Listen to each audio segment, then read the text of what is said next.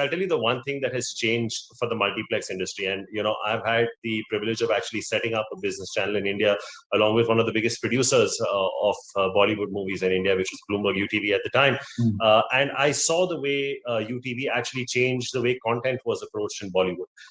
And the way content writers were now being paid so much more as opposed to historically, maybe even a decade back. And I think that probably gave us the birth of actors like Irfan Khan, Rajkumar Rao, Ayushmann Khurrana. And I think, if you even go back 5-6 years, Alex, you would find that, it was only Eid, Christmas, Diwali, some of these occasions where the big releases of the Khans or an odd Akshay Kumar movie would be releasing. I think the good part is that the predictability of content has gone up so much more. It's become so much more multi-language. I mean, South as an industry has just, gone through the roof. And the fact that those movies are getting dubbed in different languages across the country and doing well in those languages. And just the fact that even in Bollywood, you have a lot more 50 and 100 crore movies that have come through.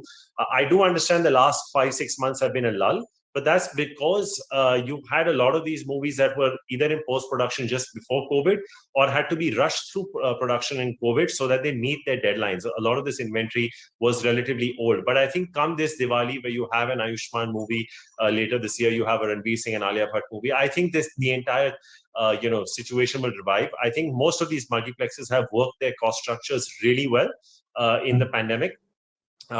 I think the thing to realize is that the advertisers are also coming back. That's about a 95% gross margin business. F&B, which is something that we all complain and crib about with the prices of popcorn and Coke, that enjoys about a 77-78% gross margin business. So I think once the footfalls come back, the operating leverage in this business is very, very strong. And, as you rightly pointed out, this is essentially going to be a monopoly business once the merger goes through. And given that someone like Netflix is cutting back its India content by almost 60%, it tells you that there is definitely a space for someone like a PVR. So I don't think valuations are that exorbitant. I think these companies are now going to operate structurally at maybe 18-20% kind of ROEs and ROCs. And the fact that content predictability is going to be a little bit more, I'm happy to pay even current price.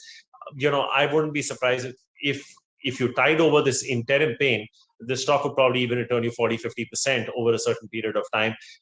This is in some ways a recession-proof industry. I mean, you will probably go in and watch a movie even if things are bad, because, where the higher end of the price points are, inflation impacts may not be felt that much. So I think it's a great mid-cap stock to have in your portfolio.